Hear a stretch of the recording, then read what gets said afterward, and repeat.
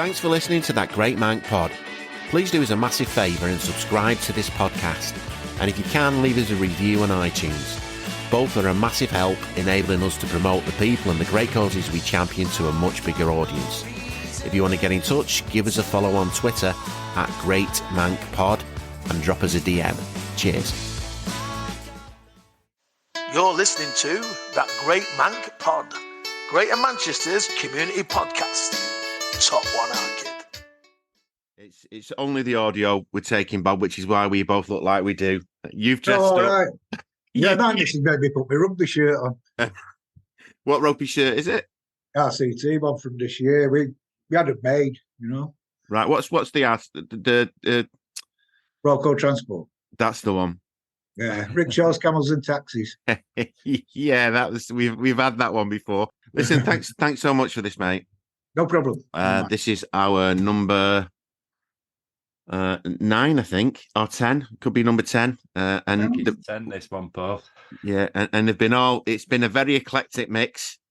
It really has. We've had some fantastic stuff. I haven't had to take that much out. To make Only with Les. Oh yeah, Les could have a separate episode on, and he'd have everyone knocking on his door from the 1970s. Remember when you punched me, Les? But yeah, no, it's been absolutely brilliant, and it's just a chat really for. And I don't know how much. Have you managed to listen to any of the others? No, not yet. No. Right. Everyone said that so far. Everyone we spoke to. Have you listened to Neo? No. There's been a few just gone. No. Are you going to listen to him? No. But you sound like you might listen to them, even if you don't. No, I will. But you should be an actor. Yeah. Will. Yeah. The response to him has been really, really good because they've touched on everything. I'm more so the, well, as I'm sure you know better than me. There's a few guys that are struggling health wise with various things, and my dad's struggling at the moment and whatnot. So those are the things that really, and I know from one of the conversations, Damo's gone and got himself checked out for various bits and bats, because we know he's got ADHD. We know he's got everything under the sun. He's got a little tip box. If he thinks he can have it, put it in the box. He goes and gets checked out for it. Once I hit 50, I started collecting them, Paul. Oh dear. But yeah, it's just if there's anything you do say, mate, that you think, you know what, don't really want that going in. We've had a few and I don't know what your situation is, but we've had a few. Well, the ex-wife said, no, I've not got the one. No, just one. Me too, mate. It makes it so much easier. Yeah. Oh no. I mean, it's been 38 bleeding years now. I've had a gutful, but you know what I mean. It's just 38 years. Wow, that's amazing, mate. That's amazing. No, it's only because they won't book it off and leave my bank balance behind. What, you've got something left in it? You're doing all right then? I don't know. That's why I didn't book it off, in case of that. Yeah, I'll take my money and go, what money? Yeah. Listen, and thanks, Claire, for setting this up. Appreciate it, mate. So yeah, can you tell us, Bob, a bit about yourself, where you grew up, maybe what kind of pushed you towards or made you choose towards joining the forces, if you could?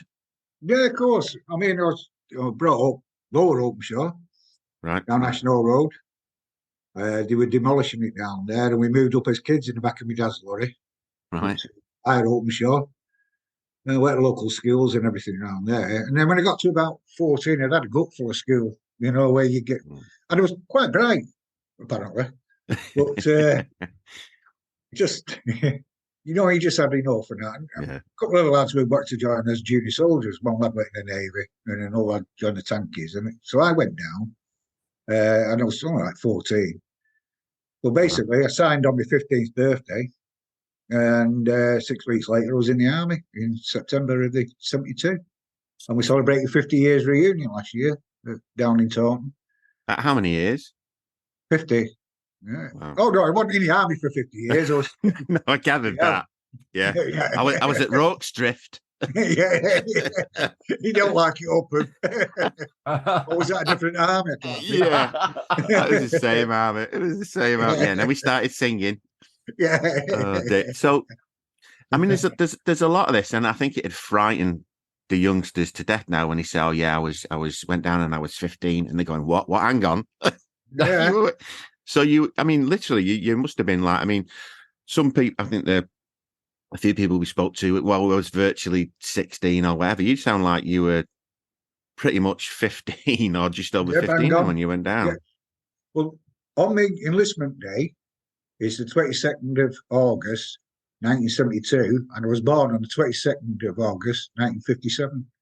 So I actually enlisted on my birthday when I was 15. Happy birthday. Yeah, great. My mum bought me a railway ticket. Well, she didn't. The army paid for it. But yeah, I'll get this. So, and I know I've asked this question again, but my memory is terrible. So, as a 15-year-old lad, then, or so you're straight into training, or did they have to kind of, like they would do now, mollycoddle you for 12 months, stick you in a safe space? There was no mollycoddling. No. It was basically straight down there, get your kit, sort your kit out, showing you how you do your kit and everything else. First 6 weeks, running around like an idiot, doing your change, like, you know what I mean? If you done something wrong, then it was a kind of a full kit change every minute, you know? Right. And outside, check that, then he's back in again, check that, check this, check that. So you did like your first 6 weeks, then your parents come down and you did your passing off the parade, you know what I mean? And then it was, because I couldn't go into regulars till I was 17 and a half anyway, it was basically 2.5 years as a junior soldier. Right. So, and it was the same as, you know, it was the same routine. It was, you were marched down for breakfast in the morning, you were marched down for your tea, you know, and all that kind of thing. You had to do a church parade on a Sunday. And sports day was Saturday morning, Wednesday afternoons. And you did all this kind of thing. It was non-stop. You know what I mean? You're up early. It was about 16 to a room. You had the old grey coats hung on the end of your locker. You know, all that had to be right.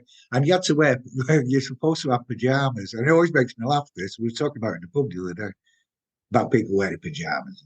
So, yeah, I'd never wore a pair of pajamas in my life. Never. Me neither. You know what I mean? And you had to take a pair with you. So my mum had to buy me a pair of pajamas. And for 2.5 years, they sat there in a bedside locker, all neatly folded, for 2.5 years, and then got through in a bin and then I buggered off to Germany. You know, that was the kind of thing. They weren't Star Wars pajamas, were they? No, I don't think it was out then. No, actually, no, it wasn't. It might have been Jaws. Or Rocks Drift, as you said earlier. Do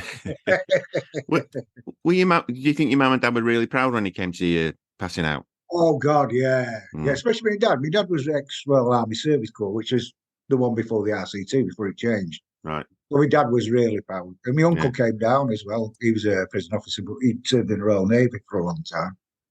And he was buzzing out of his head, absolutely buzzing. And all the family were there. And when I look back at the photograph now, I only look 11. You know what I mean? And everybody says the same thing. You know, how can you have been in the army then? Well, that's the way it was. If you look at the full troop of us, you know, it was unreal. But it was the biggest intake that the Royal Transport had as a junior soldier. There was 370 of us all joined up on the same day. And all went down. And they had to make a new squadron. Did you end up serving then with some of those lads? Yes. All through your service?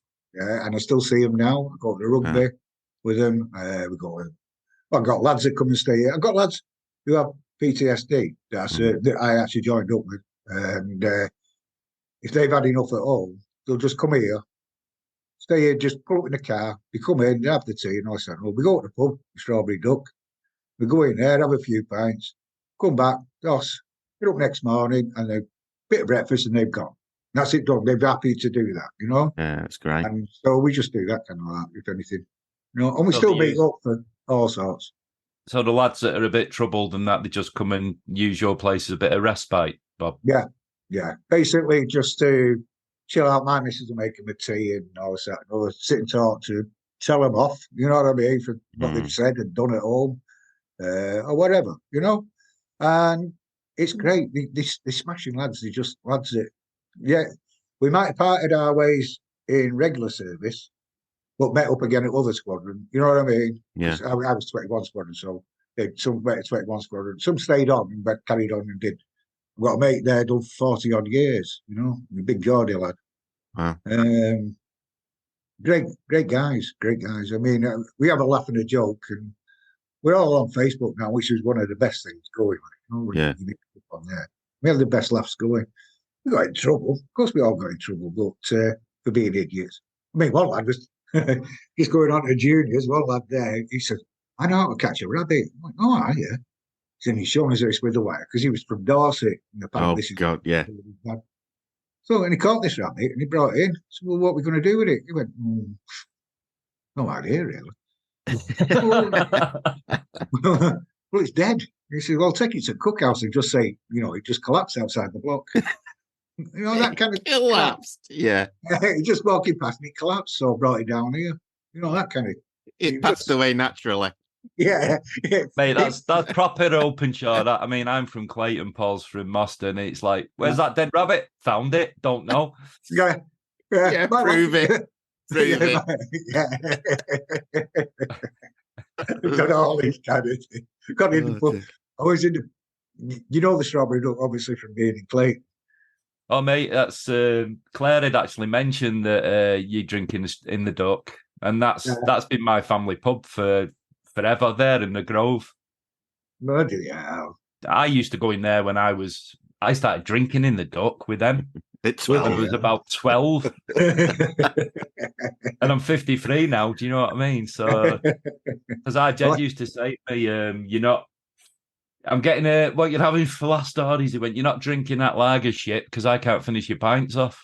So they forced me onto Altzies, mate. Oh, bloody hell. You still got Altzies in there now? Oh, they still go in there. They still go in on a Sunday. Yeah, all right. Oh. No, the other, so they drink in there as well. Hell. That's good, isn't it? It's a small world, mate. I keep saying that. I say that to my lads all the time. Don't tell them who Father Christmas is, will you?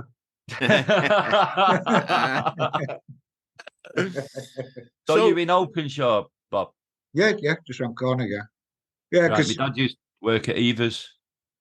All right. Just up the road here. Yeah. My uncle used to work at Lawrence Scott. The other one? Yeah. Lawrence Scott's, yeah. That's where Elaine was a trade union woman there at Lawrence Scott's. My missus. Right. You probably know her. For the listeners, I think Bob's microphone has gone off as he. She just hit me. You see anything inside of me? Yeah, forget it. No, mate. I've probably stood at the bar next to you many times. Well, no more than I've done. Yeah. So as a sorry, go on. So as a young soldier then, and so you start serving. So you've got to be 17 and a half, is it? Until you're classed as a band service, yeah. Right, and then where did they send you? Where was your first posting? Well, what happened was because the RCT diversifies all the way through to say Maritime, which is 74th Regiment and that down there. Then you got air dispatch and trains. You can drive a train and all that kind of thing. Well, I just went in general transport. You know, I just wanted to drive a lorry. That was it, basically. Nothing else beyond that. And so I ended up that it come up on the board and all your postings and everything else, and had to go off to Maritime trains and things like that. You know, and I got sent over to Germany to 21 Squadron. So basically, I just stayed there. When it came to the end of my posting there, I just asked for an extension and just stayed on. And then I forgot to sign off as well. There was this new thing out. We had to do an extra 18 months. So I forgot to sign off. So I stayed for another 18 months on top of all that as well. So, yeah, I just stayed in Duisburg and it was great. But from there, you were sent out to places. You'd be on detachment. Right. 2DIB and things like that, you know. So, which was another story. So you'd be there early 70s? Yeah. So 72, 74, just after 74. See, 74 in 74 in Germany. That's a really interesting time, isn't it? Yeah. Oh yeah. Because it was just long enough after the war for things to start moving on, but there was massive change, wasn't it? Certainly over that part of the world in the sort of early 70s, mid 70s, things really started changing, didn't they? Well, he did, because he also was on standby all the time for the Cold War. So he was constantly on that, constantly being crashed out. You know what I mean? And you go, but all your kit on the wagon, everything had to be done the way you went. And you might just put up in the woods, and then within 24 hours, you're on your way back again, not knowing what's gone on. Yeah. You know? So you were kind of on alerts all the time. The other times you were in pub, you know what I mean, or downtown. But, yeah. I think we gathered that. I think there was a lot of training done in the pubs. Hell of a lot. A lot of bonding, I think they call it now, don't they? Yeah, bonding. Yeah, I never thought of it that way. Yeah. Building sessions, were they? Yeah. I did the Queen Silver Jubilee as well. You know, the drive past and all that kind of like. Yeah, was that 77? Yeah, 7th of the 7th, 77. Yeah, that was good. Yeah, I remember getting a little cup at school. Oh, did you? Yeah. Oh, well, I just got a bollocking. I probably did as well. Basically, what happened was they gave me an old. Well, the lads will know now. You called them a knocker. It was an old big 10-tonner, 6-legger, massive big old lorry. The crane behind the cab. And our TCO had gone along the lines, and he said, "Look, one of them going on, he's going to be doing a demonstration. So go and pray, then do this demonstration with this wagon. We'll get the wagon ready. You've got 2 weeks." Right, fair dues. So this is like polishing the tyres with boot polish. You know what I mean? It's dieseling the axle underneath it, as though the Queen's going to go underneath and check your gearbox, you know? And then passed me 2 pallets, and I had to paint 1 red and 1 yellow. So that had to be done. He was carefully put on the wagon and all that. And he went along the squadron lines, and he picked out this wagon, and he said, "That one, it's the only one that, you know, that looks the best out of them without reading too much." So I said, right, okay, so 2 weeks. 2 weeks of this, stunk of diesel. You know what I mean? Because you actually dieseled it all, you know. Repainted it, did everything to it. Absolutely immaculate. It looked like it just come out the shoulder. Put the pallets on, and he sat there, and he came out. This is an inspection on the Friday. He looked at it, and he went, "Nah, it leans too much." I said, "Well, that's the crane behind the cab, because the crane's like, makes it lopsided looking." "No, you can't take that one. You have to pick another wagon." I thought, "And you've only got a week left." I thought, "No, there's no way I can do this." What am I going to do? So anyway, mulled it over the weekend. Come Monday morning, went down the squadron lines,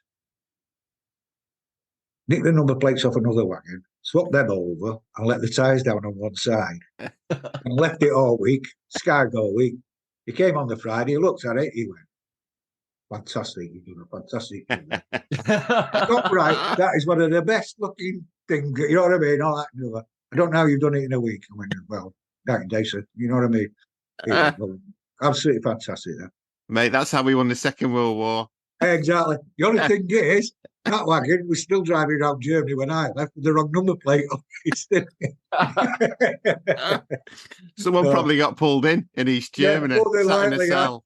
I'm not a secret agent. Well, you got false plates. Military ingenuity, that, Bob.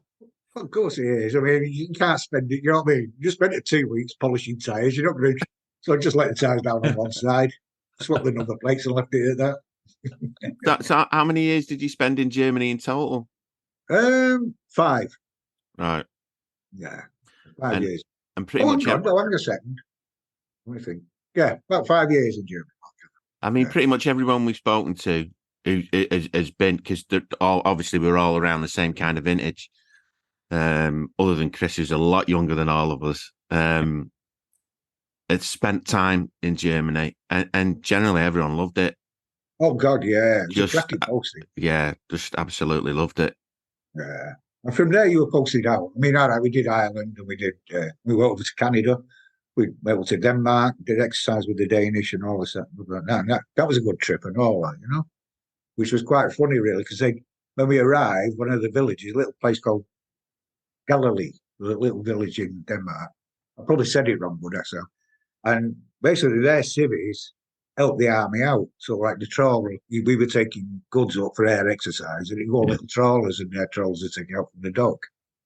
And so the little village knew we were coming. I'd seen British troops since 1940 odd, and they were all buzzing. So they put bunting up. We just drove through with the cranes. Got bunting down.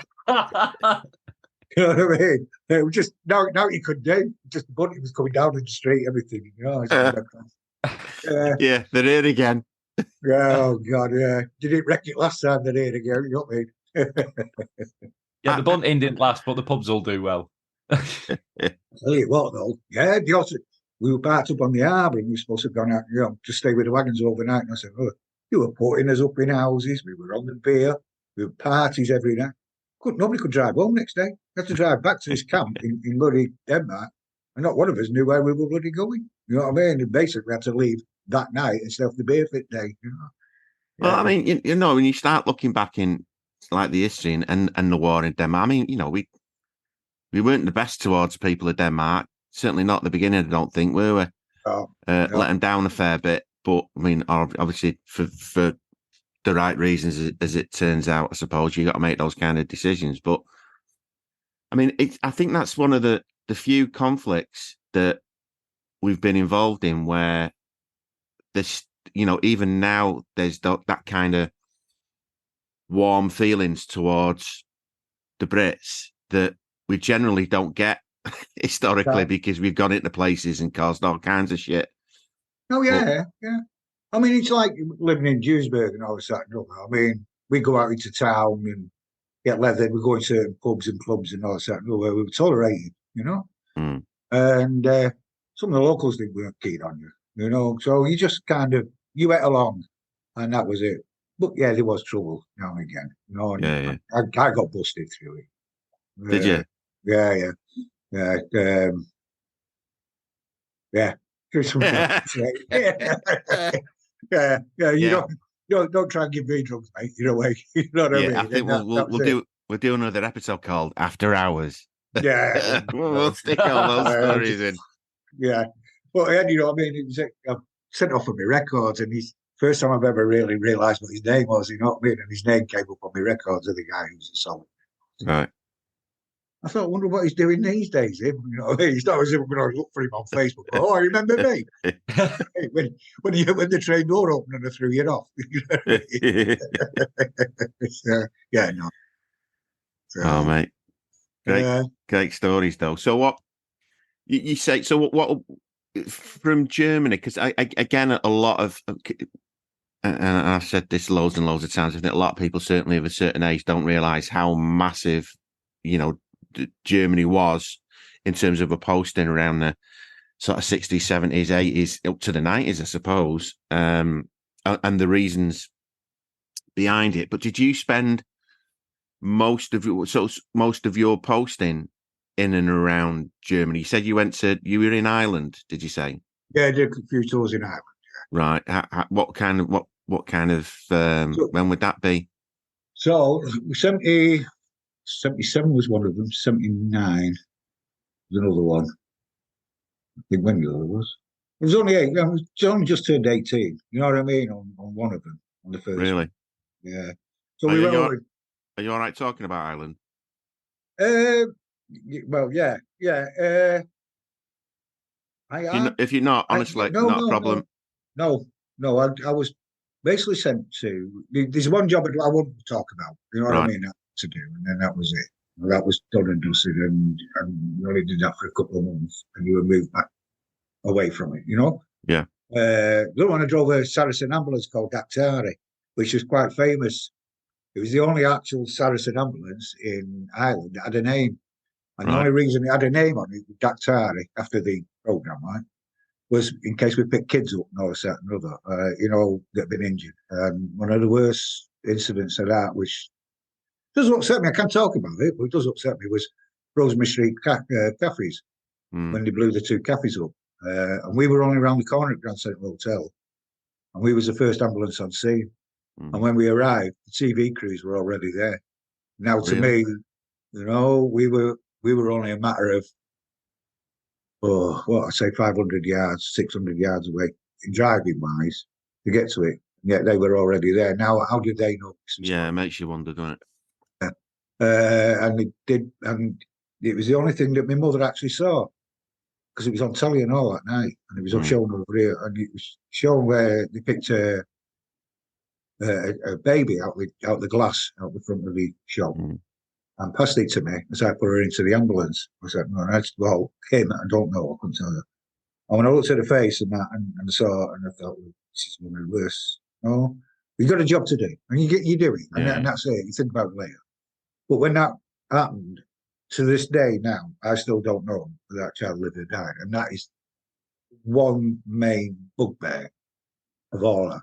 And I think what happened from there on, after having my own lad and everything else, I started working with kids here in Manchester, like in Openshaw. And I worked with Openshaw Youth. We ran that for 7 years. Chair of governors at the school, and did all that kind of thing, And like we get kids come round and onto the house, and I do Father Christmas for the pub and things, that kind of thing. Things I would never have done before, But I think it all stems from that and that one day, and when you see other things happening, so these kids didn't need all this. But sometimes I think they're a little sod who, when I was on foot patrol, when I was walking around, walked past him a couple of seconds, because we did foot patrols as well, even though we were RCT, 12 out kind of like, and they were like flu epidemics, you used to get anything, or somebody was on leave, and we did do a foot patrol, because you were trained for it anyway. And went across and going around, and this was, I think it was Markets area, and we're walking around and going past the same kids playing with a ball in the street, you know what I mean? One of them shouting like, he threw the ball the first time, I headed it, my berry fell off, and they laughed and put my berry back on, carried on. Came back round the same street, and he went, "Yeah, mate, do it." I went like that, and he changed it for half an house brick, little shit. Oh, right. And hit me right on the head, you know what I mean? So, well, that's what I blame now anyway, on life. Yeah. But yeah, no, he had swapped it for half a brick, and they burst the top of my ear, you know what I mean? And like a little get, you know what I mean, after that. But there was the things, there was all sorts. It was some of the, I don't think people not appreciate or understand what actually went on in Ireland. I agree. To the stage that, of what happened on the street. When you went on a search, you take to the Royal Engineers or something like that, and they were doing a search, and you go in on that as a driver, and they go in and come and have a look at this house. And it always reminds me of, say, like Angela's Ashes, the film? Mm-hmm. Yeah. Some of the houses we went into.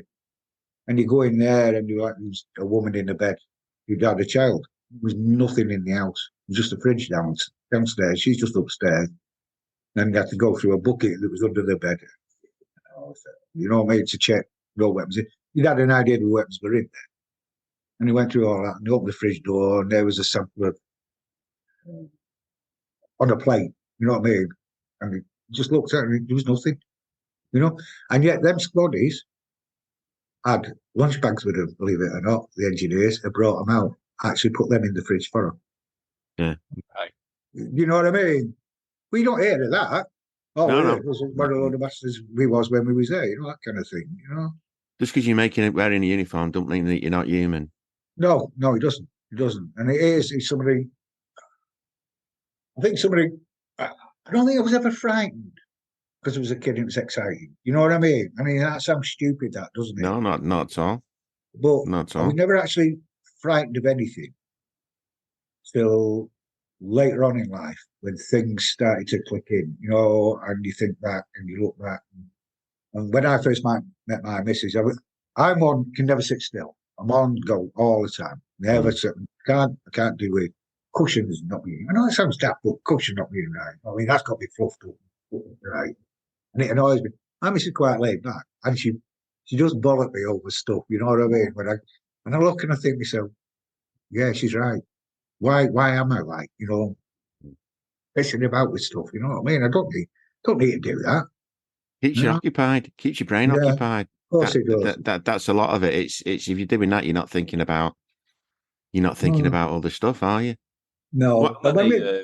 Some of the best stories we've had on these podcasts for this, for insight and humanity and stuff has been about Northern Ireland, about how people felt. You know, it was the neighbours that were, you know, that they were in conflict with, but also how much a lot of people over there were trying to help the squaddies. Yeah. You know, and we're very open to sort of doing favours for them, getting them stuff, food stuff, and vice versa, mate. You know, that within that sort of really complex sort of social sort of turmoil, there was a lot of humanity in there of how people did help each other out and saw each other just for being other human beings. And through these podcasts, and you've just done it there, but also you've just said, you know, from trauma, you know, going to that incident with the ambulance and all the work you've done with kids ever since. I mean, so much good has come from an incident, from moments of trauma like that, you know. Yeah, I mean, look, that's some legacy, that. Yeah, when you see stuff as well, like, you know, you see lads.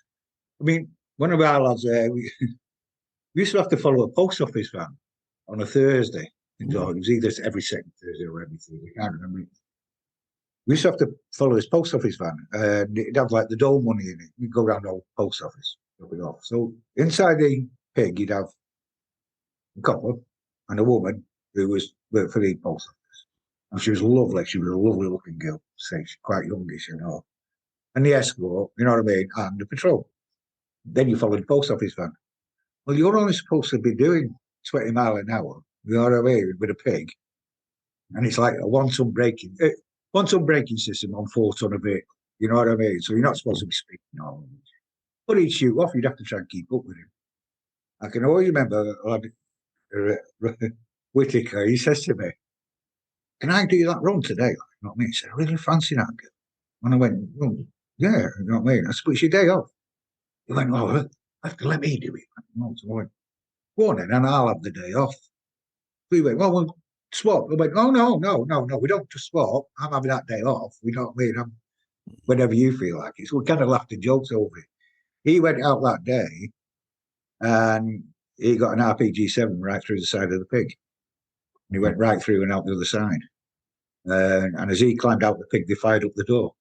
You know, and it was just one of them days. And I thought, wow, you know. What happened to him? Believe it or not, he come back and he went, "Have you seen the state at the end of my boot?" He went, "I'm going to have to get new boots." So I said, "Well, it's a bit of a mess." He went, "A bit of a mess?" He said, "I'm fuming." You know, that kind of thing. Yeah, shocking. When I looked, he broke his nose. His helmet, because of the blast as it went through, actually went down and hit him on the top of his nose and broke his nose. And he hadn't even noticed that. Mm. But the thing was, the detonator cap or wherever was on the end of it hadn't been taken off. It just went straight through the pig and out the side. Right.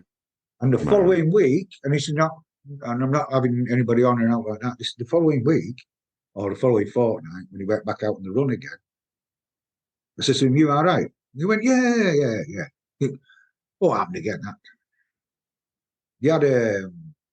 he went out and they fired it from behind next time, and it actually clipped the top of the pig and shot off through a bedroom window and blew an house up.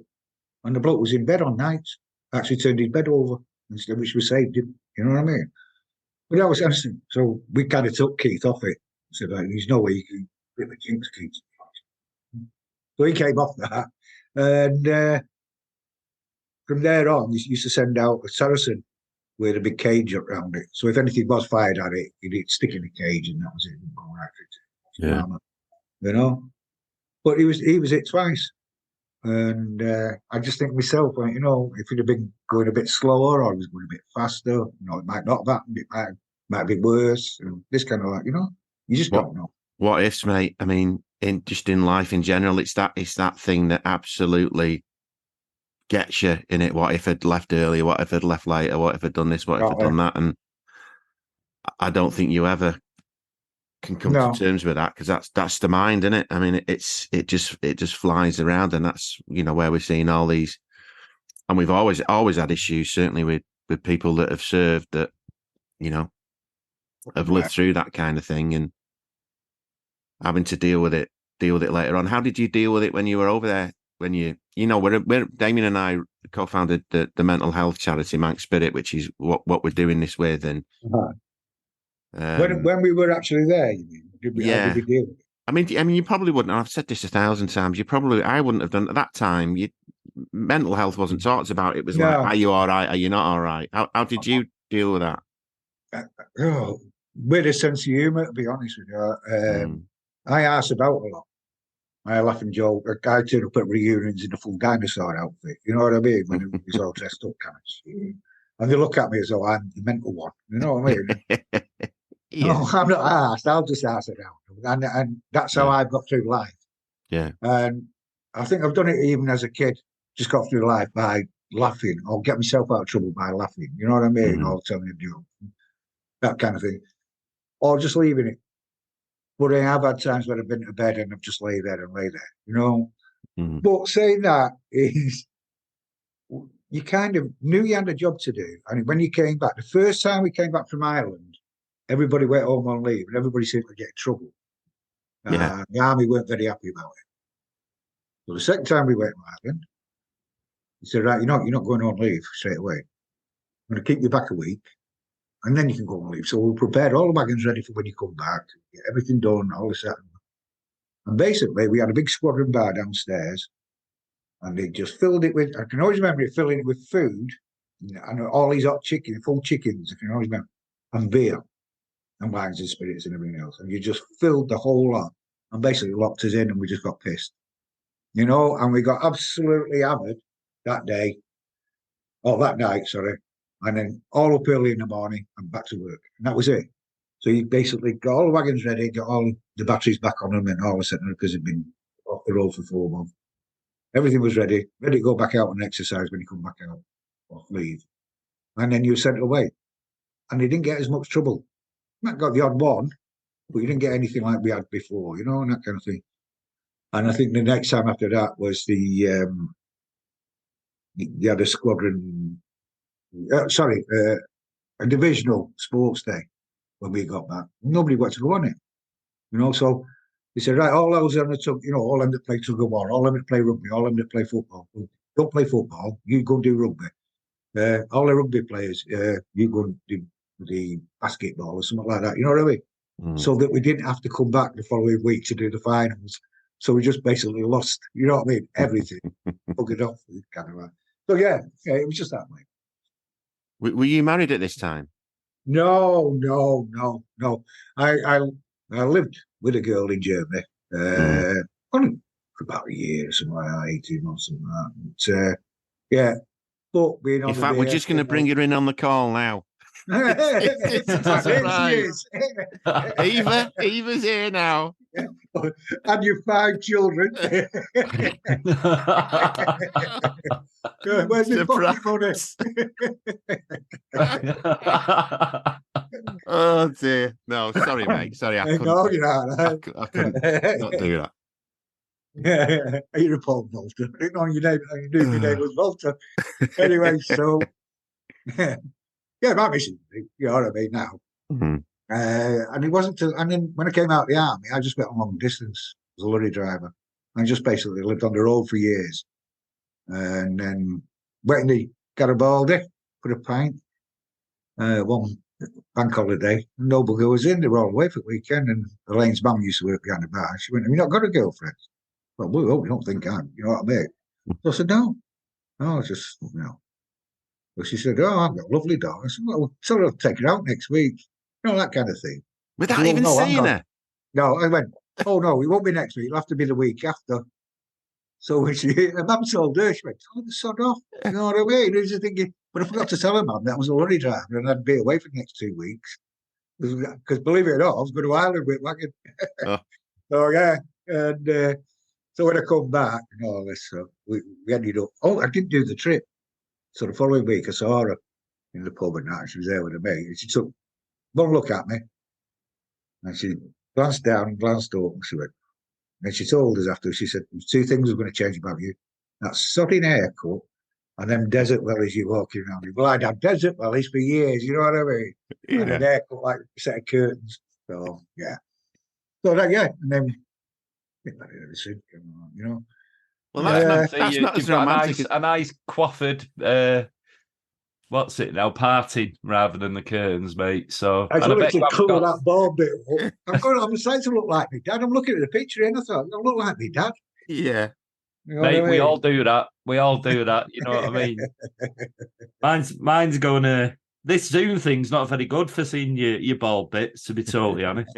I know. I think it's just the lighting in here. To be honest with you, makes it look more grey than it is. And I bet you've not got desert boots on even under the desk, have you? Don't tell me what you've got on or not got on under that desk. Crocs, Paul. Little big Crocs. Look at that, Claire. Yeah. Is Claire looking under the desk there, mate? Yeah. So moving on. Yeah, move on. Yeah. So where did you finish your? So is a brief potted kind of, because I mean that just interests me personally in terms of places that you. Yeah, we went Canada. Canada, yeah. Yeah, that was great. That was brilliant. That, you know what I mean, on the day road and everything else, and we were resupplying the tanks all the time. And yeah, that was good. That was a brilliant place to go. You know, just go down into a pub called Simbin. We're down in Medicine Hat. Go and have a few pints. And some of the lads will know that anyway. A lot of them know where Simbin is. Yeah, we used to go places like that. And we went to Calgary on an R&R thing, and there was 10 of us went in one taxi. Yeah. And the guy took 10 of us in a taxi, and it was brilliant. You know, what a weekend that was. You just couldn't believe it. You know, and we went into one of our Canadian British Legions, had a pint in there. And we a bit skin, right? So we kind of ordered just a jug, because what we've been doing is being stupid. And everywhere we went, when you got a jug of beer, they give you, so say there was 10 of us, you give you 10 glasses, if you know what I mean, or 5 glasses, whatever. You split into 2 jugs and 5 glasses. We were ordering a jug each. And then just drinking from the jug. You know what I mean? Thinking we were all dead good. And when we went to this British Legion, Canadian Legion, we sat down, we were waiting for the bus to get back to the Greyhound bus to go back to Medicine. And I think it's about 110 miles, something like that. So we sat there and we got talking to one of the lads in there. And he, oh yeah, you're on here, you're from there, like, you know what I mean? Done this, yeah. Next thing you know, the beer started to flow. And they were just putting beer on that table. And they treated us absolutely fantastic. It was great. Yeah, the Canadians are ace, aren't they? Yeah. They had a good laugh with them. But yeah, it was fantastic. Denmark was brilliant. Germany, loved it. Ireland, yeah, job. You know what I mean? Britain as a junior, great. You know, I enjoyed my time. And when I came out, Holland was kicking off in '82. And I thought, what am I doing here? I've just seen my mate on telly going, you know what I mean? And I was on my way up to Berwick-on-Tweed. I thought, I'm having this. So I went to Fountain Street with Lurry. I said, listen, is there any chance of joining back up? One of my mates off to Falklands. I said, I don't want to leave him. I mean, don't work like that. I went, all right. You see, I had to go bugger off to Falklands and leave that out. And then when Iraq started and that, like you, because we were still on colours, you were on standby for that. I got a letter saying, you know what I mean, you've got to be doing ready for this, you've got to work for it. So I had to tell going back to Falklands one, I had to tell my gaffer, because I was the same thing, you were put on, because you were still on reserves, you know, colours. And I had to go tell my gaffer. So I said, listen, I might have to go to Falklands. He said, well, it's not, he thought I said Falkirk, right? So this is, I'm not having you on, this is my transport manager. No, he's kicked off in Falkirk. Anyway, well, why have you got to go Falkirk? So why have you got to go Falkirk? So I'm going to go Falkirk. I'm running down south, aren't I? You know what I mean? I'm doing Cornwall this week. He said, well, what keep going on about Falkirk? I said, no, the Falklands. He said, we don't do that. No, I don't think you're not getting this. So I tried to explain it. He was an oldest child. I explained to him. He went, oh, I've seen that. I'm telling this morning. You know how long are you on reserve for? I think it's 10 years, and then it's a bit more. I'll have to have a look at paperwork because it's all on my paperwork. Yeah, so they can call you back anytime. Yeah. If it all kicks off, yeah. Wow. In fact, you used to have to go and report every year, and I used to have to go to. Well, first couple of years was down in Manchester at the TA place near Bellevue. Yeah. and then up to Ladysmith Barracks at Ashton. And then they just run through all the new kit, like the new respirator, the new, because it was the old SLRs then, and the new SA8s now. And they go through that with you and show you what's what, and basically then give you £100 retaining money. You know what I mean? Which I brought home and my wife bought a sunbed with. I was going to tax my car. God save the Queen. God save the Queen. Yeah. Oh, yeah. So, yeah, you kind of do it like that. You know what I mean? It's just, yeah, you run it for years, but you did get letters and you did get the. And I can remember not long after coming out, in fact, it was only the other day, I was going through my paperwork and I was looking for something. And it was saying there was 2 letters there, one after the other, one a couple of months after I left, and then another one a few months after that, asking did I want to join back up. Basically, went back into the same rank, saying this thing. You know what I mean? So they must have liked it. They sent me 2 letters. Yeah, they obviously don't know everything that went on. No, either that or they want their number plates changing. How did you come across Trafford Veterans? Well, I used to go to Tameside, and it was good, you know what I mean? But I thought to myself, yeah, it's so smashing lads. Don't get me wrong, Pete, all them lot, but you know, absolutely fantastic. And then it started to wane off a bit because we were going away on holiday a lot and things like that. And then Trafford Veterans came up, and oh, give it a go there. How did he end up with yours? It was John Hawker Centre, wasn't it? Darren Thornley told me about it. He's ex-RCT. And a lad called Ron Walker came across with his ex-RCT as well. There was quite a few of us, and we started to go to where they had it at the beginning. And then we ended up at the cricket club then. And yeah, great. Absolutely brilliant. And can't fault Claire and everybody else that works there. Can't fault them one bit. They would do and beyond. You know what I mean? Just have to say here that Claire is sat next to Bob as he's saying this. And she has got her hand around my throat.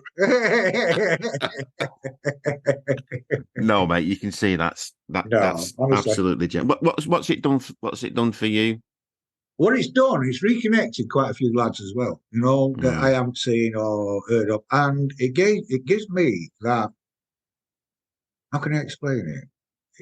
It gives me that feeling of belonging again. Same as when I go, because like you can go to your reunions, you can go to your rugby, you can meet up with your mates, you know, every now and again.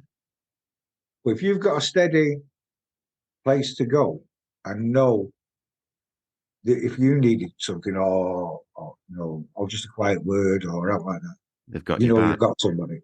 You know, you've got somebody there. And it's the same with the other way around, you know, if Claire needed to tell me, you know what I mean, or needed me to do something. If I'm available, I'll do it. So yeah, it's great, and it's a great sense of community as well, I think, and it's helpful. It is helpful. Last year I did some bottles. I do a bit of painting, and I did some bottles last year, and that was part of something, you know, that goes through your mind, and you think to yourself, I've got to do something for the British Legion type thing, you know, instead of just get a poppy, go on. So what else can I do? Without getting involved where I've got to be there on certain days, because I'm retired now. We just bugger off when we feel like it, or running somebody out, help a mate out, having his van now and then. You know, so I can't guarantee that I can be anywhere at a certain time type thing.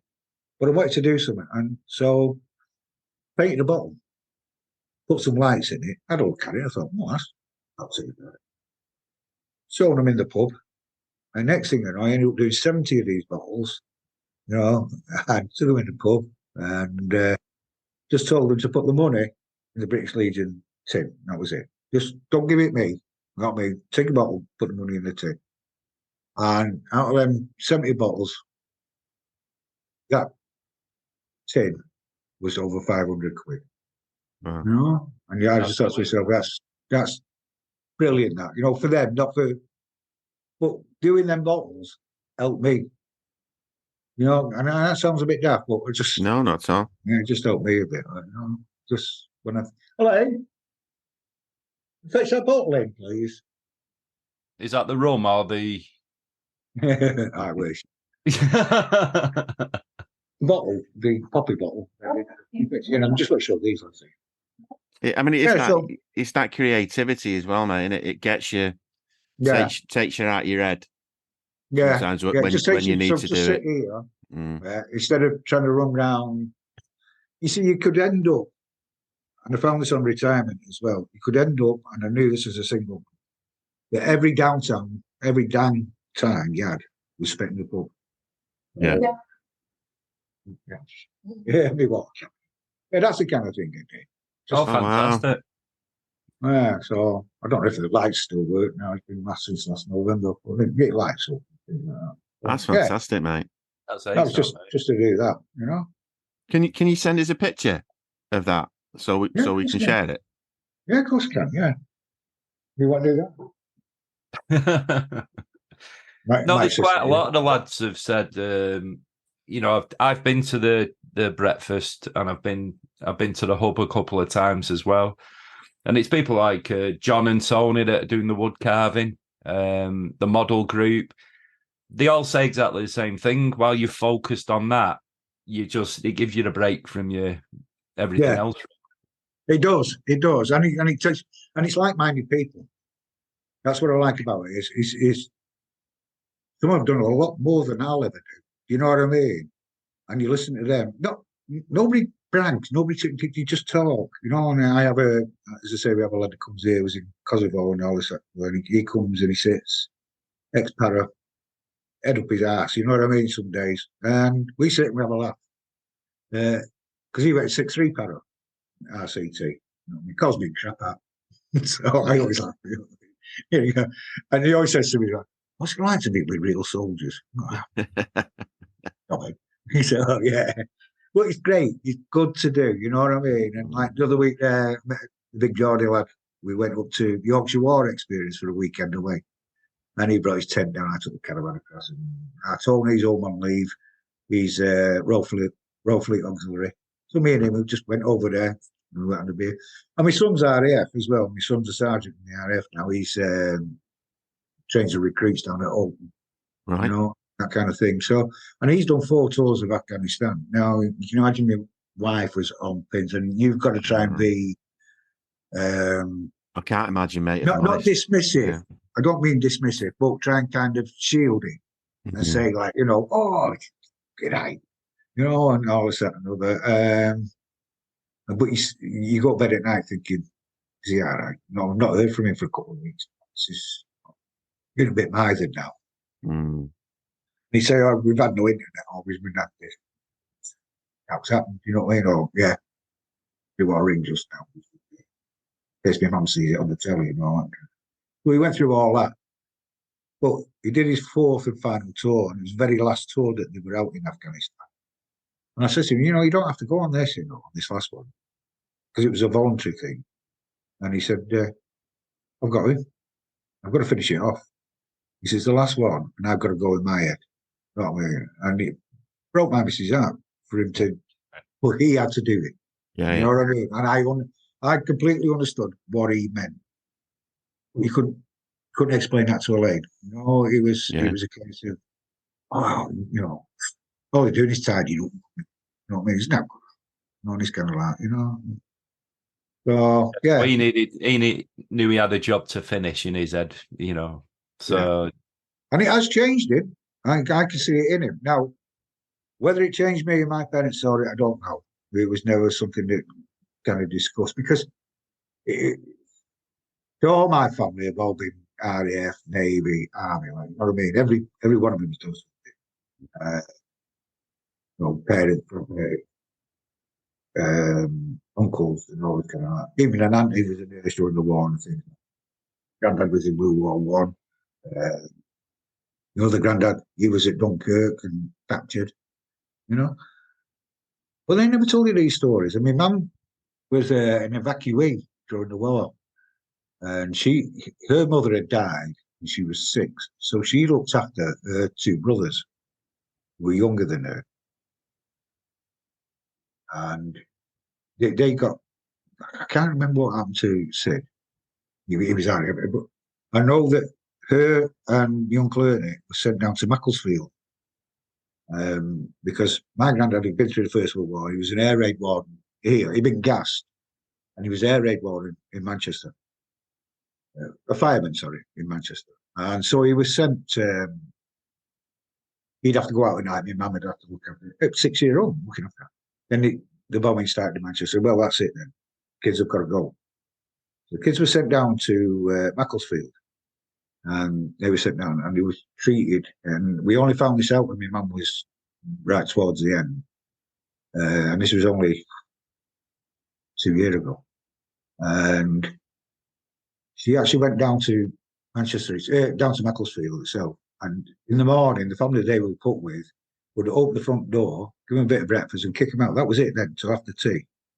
They'd come home after, when they'd all had their tea, whatever's left, they'd have, and then they were sent upstairs. So, yeah, they'd then go upstairs, and they slept in the attic. And my mum had had enough for this. So she got my her little brother, Ernie, and they set off home, and they walked all the way up the railway line from Macclesfield towards Manchester. And we were just going past Stockport when they got caught by the police. And the police took them all the way back to Macclesfield, then informed my granddad. So he went down to go find out how they'd been treated. And the people that were feeding them were on the market in Macclesfield, during the day. Once they left school, went to Macclesfield Market, and people on the market were actually giving them the food. He went off and he just grabbed all the kids and brought them back up here. That was it. He just went through the Blitz here.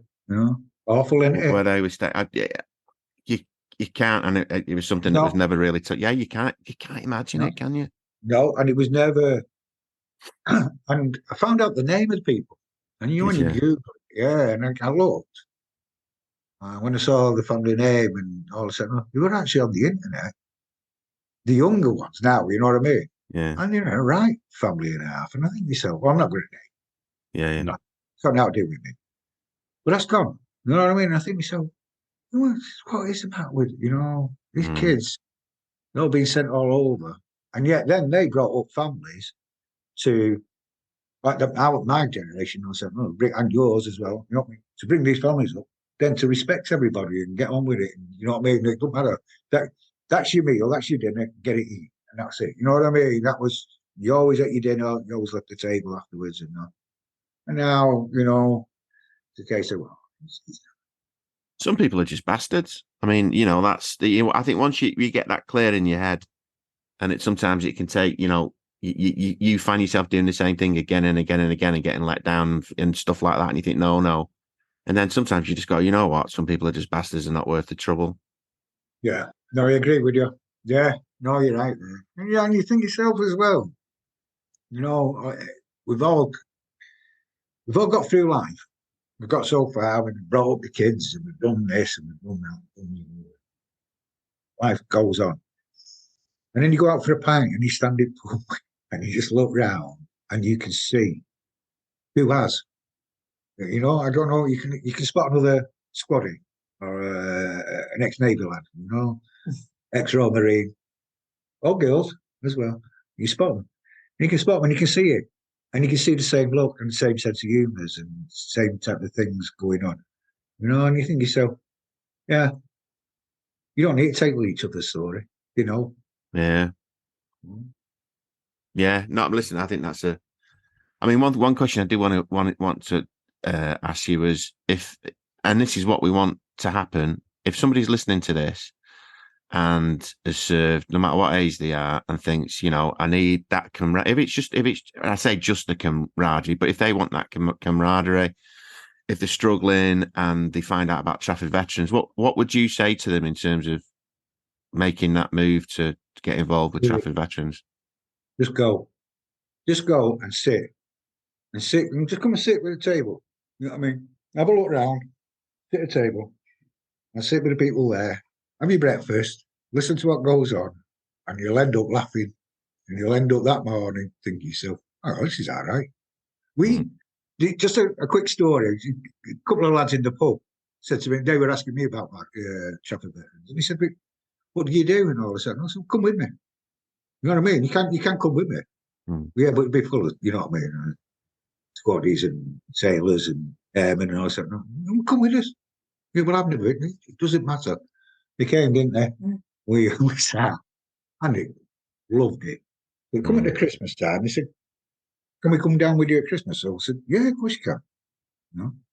So they came down again. And the funny thing is, we were sat there were three of us, and just got the raffle tickets and all that. And there was a telly, a big telly to win. It was the main raffle prize. And these two little girls were sat with their granddad. Yeah, they were like, whoa, hey, this telly. I mean, and I said, well, let's have a look. No, you got to win it. You got to check your tickets. And all I said, no. So these, me, two other lads, and we sat there. We won the bloody telly. Well, I can see that. What are we going to do? You know what I mean? We can't do like 4 months a piece with the telly, can you? So we said to these little girls, you want this telly? Well, I've never. It broke my heart. You know, the granddad came up and just couldn't thank us. And when we drove home, man, I was dressed as a reindeer and I did drive home. I made a full reindeer, including the hood. I bought a different pub. All medals on it. Yeah, medals on the reindeer. I was staying. Had all a lot on. And which was a bit of I said, when you went to turn right, your head spun round inside the hat bush. Anyway, that's bad. So we ended up coming home, and we're sitting just coming through Trafford on the way back to Openshaw. We're driving along. One of the lads there, Chris, turned around and he said, I've never seen out like that. You know, we've just won a telly. Suppose it's just a look of a draw. You know what I mean? He says, and yet I felt as though I was part of it all. Because when we turned around, I said, well, what we're going to do with it? So just give it these two kids. You know, he went, just the thing I would never expect, you know, like in anywhere else. And I said to him, no, that's where they are. It's just, that's the people you're with. You know, it's a case of, does it matter? You know what I mean? They'll get more joy out of that telly than us three would have done, even if one of us had just took it home. You know what I mean? It'd been stuck on a wall. And yet now they'll go to the grands and the granddads. They'll be sat on their wall. You know what I mean? They can watch the telly and DVDs.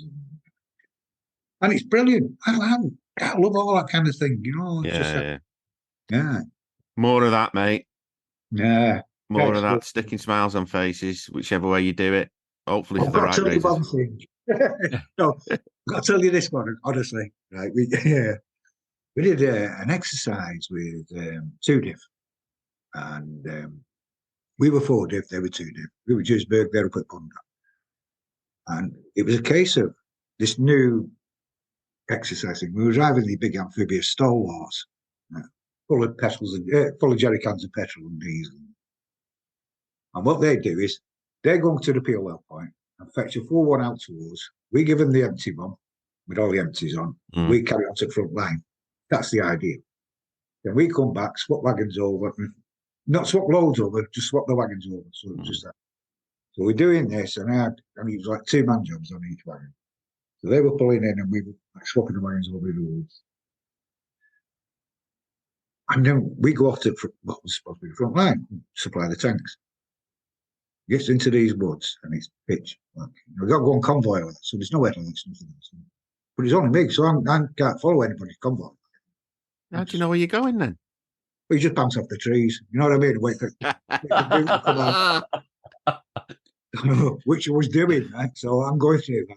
I've got a lad called next to me called, and he's there. He went, I can't see it. Oh, neither can I. Can't see it now. He went, hang on, the moon's coming out again. We can just see. He said, I think he said, when you get to the road, turn left. I went, well, that looks like the road. We head there. So he said, it does. By now, we've veered off into these woods. We're not even on the track we're supposed to be on. I went, yeah, that looks like it there. So it gets to it, it turns left. It's not a road. It's a drop down to a road. Now it's full of jerry cans of petrol, benzene. And it turned and it turned and it turned and it turned. And we landed basically on its side. Now, the cab of a stall is at angles. So by now, the whole wagon is at the same angle all the way through. There's jerry cans everywhere. And we're smoking. Right, so we both put our things out quick, and you can hear this plugging away. He went, I've done something to my leg. That's right, well, we've got to get out. And he got your hatches, so we're out the hatch and gone. You know what I mean? Next thing you know, the woods light up like nobody's business. All the lights come on in the woods. Reeby turn up, they turn the wagon over, put it over. And told us to put the jerry cans back on the wagon. I was like, well, it won't fit on the wagon now because the sides are all in. So we built it like a pyramid. Yeah. We'll finish off what we're doing. And it was the very last trip of the exercise. And I think, I've got to get this back to Bunda. I mean, but when I drive into Bunda and they see this, I mean, it's leaving the shit. I'll wait till during the night and I'll drop it off and pick me all up and bugger off, like, you know what I mean? And then deny everything. So I did. Wait till it was night time. Drove into Bunda. Well, limped into Bunda. Went through, found my own wagon, put that in where mine was, jumped in mine and drove back to Dewsburg. They rang next day, down to Dewsburg, you know what I mean? Somebody's turned one of our wagons over. I said, can you find out who it is? And that. So it goes round there too. Anybody should go? No. All day night, you know what I mean? So they ring back, you're like, no, it must have been somebody else. Was it 6th Squadron? They might have had your wagon. I said, well, we don't know, but it's from Dewsburg. We were 21, so now they're laying me 6th Squadron. I said, it dies down and buggers off. So what I thought, till about 5 years ago, I'm at the rugby down in London. And a mate of mine, Terry Gray, and I've had a drink. A mate of mine, Terry Gray's laughing over us. And he started talking to one of the lads. He went, you know, he said, them lads from 21 Squadron. He said, sure, one of them turned my wagon. Yeah, he was like the goblin charge at tree. One of my wagons said, come on, what a wreck. He said, all I said, they never did find out. And he's quite upset about this. And this is years and years later, you know what I mean? Yeah.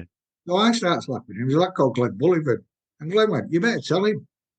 So I said, tell him what? Now I've joined up with this guy, right? And he brilliant guy, brilliant Geordie. I said, Terry, I said, I've got something to confess, mate. He said, what's that? I said, you know that wagon that was at Bunda in the old lines, it was all squawks?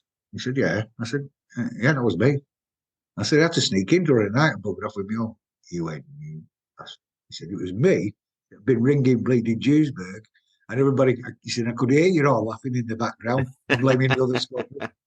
He said, and all them years, he said, I had more explaining to do with that wagon. It was the worst episode of your life. He said, try to get your head to understand it wasn't one of my drivers, it was one of your lot. He said, we got crap for that. Oh my God. So from now on, like, you know what I mean? It was always the same everywhere I go. He goes and mentions it. And even on Facebook, he'll post a picture of one. You go, one of yours that you turned over? I go, no, not do with me. It's nice, isn't it, when people can forgive and forget? Sounds like me, that. Hold a grudge. Yeah. Listen, mate, honestly, it's been great to chat to you. It's been... yeah, it's been brilliant, mate. It's just been really good. And thanks for being so open with us and talking about stuff that I know you probably weren't that comfortable sharing, but I'm glad you did, because I think it's I didn't know whether I was going to, to be honest with you. I thought, well, just leave. Yeah, a bit while, that's it. So yeah. And I thought, well, no, I can't. There's things there I wouldn't have locked in. You know what I mean? Yeah. That's it. Don't. Well, listen, you're doing lots of stuff for other people, and I love that. I love that, because lots of people talk about what they're going to do and never do it.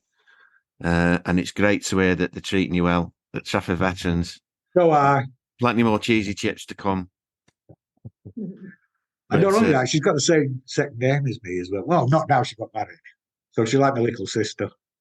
All I know right. that was a bit drastic, wasn't it, Bob? She actually got married just to change the name. Yeah. Your dad had a bike. We'll send our best to your German family. Anyway, just keep. That's not on camera. We are recording that. That'll go viral. No. Listen, it's been brilliant, mate. Really, really enjoyed it. You take care, pal. All right, lads. Thanks, Claire. Thank you. Thank you very much. Mate. See you. Thanks for listening to That Great Mank Pod. Please do us a massive favour and subscribe to this podcast. And if you can, leave us a review on iTunes. Both are a massive help, enabling us to promote the people and the great causes we champion to a much bigger audience. If you want to get in touch, give us a follow on Twitter at GreatMankPod and drop us a DM. Cheers. You're listening to That Great Mank Pod, Greater Manchester's community podcast. Top one out.